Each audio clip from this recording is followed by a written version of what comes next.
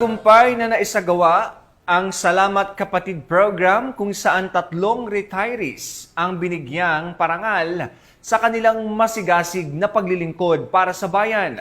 Ipinapakita ng programa ang pagpapahalaga ng pamahalaan, partikular ng Philippine National Police sa masigasig na serbisyo ng kanilang mga miyembro.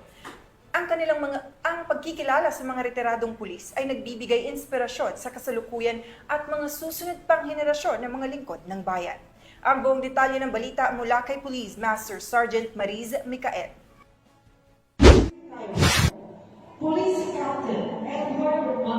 Tatlo na retirees ang binigyang parangal sa Salamat Kapatid program ng EPD sa araw ng kanilang pagre-retiro. Ang nasabing programa ay pinasinayaan ni Police Colonel Leonard L. Luna, Deputy District Director for Administration ng EPD, kasama ang ibang command group, mga district staff at dinaluhan din ito ng mga pamilya ng mga nagretiro. Ang tatlo na retirees na binigyang parangal ay mula sa Pasig at San Juan City Police Station.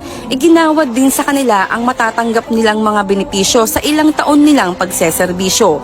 At sa karangalang batid hindi lamang sa Eastern Police District, kundi maging sa buong organisasyon ng PNP.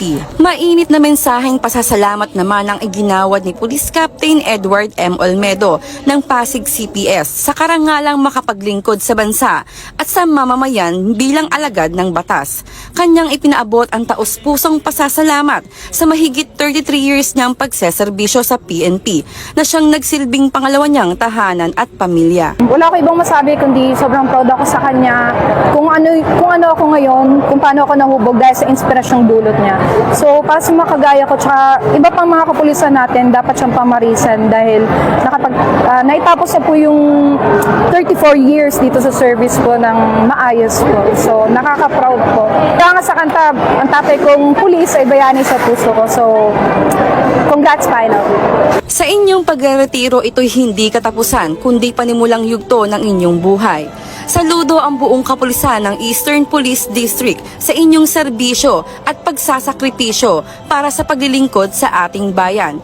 Muli isang pagpupugay sa ating mahuwarang bayani. Mula dito sa Eastern Police District, ako po ang inyong Police News Network Correspondent, Police Master Sergeant Joy Mariz Micael, alagad ng batas, tagataguyod ng balitang pulis.